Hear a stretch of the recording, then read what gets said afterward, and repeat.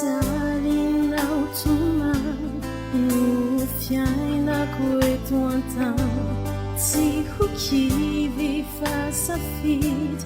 na ho tojo izay mangidy na tsy hisy ny hareny tsy hanary ankatereny fa izany noporovo ny fitiavako anao na ho sedra sesilany no lalany eto an-tany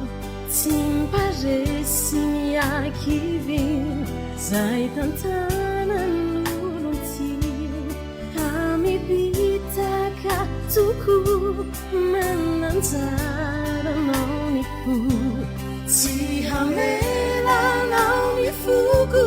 fa hanjoyanao ety raha misy zay manjoro na mandoina ny fo azade miadireny fitiao hanomehery satria zany noporovo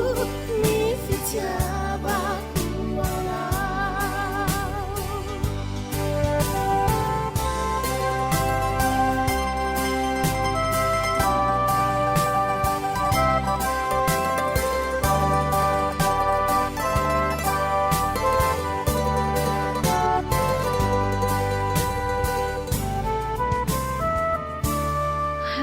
hasambarana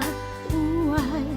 zay hoanao ka tsy manay ny fitopiko aminao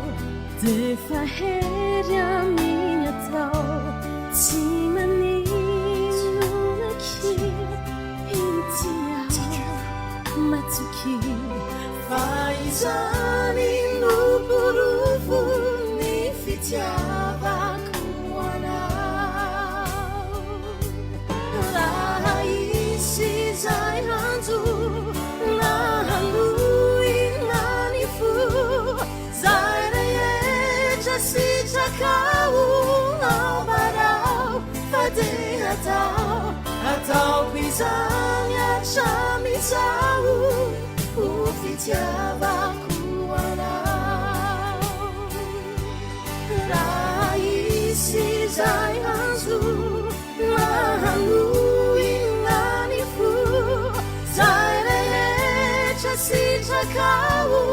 aobarao fa de ataoko izany hatramizao ho fitiavako anao ataoko izany hatramizao ho fitiavako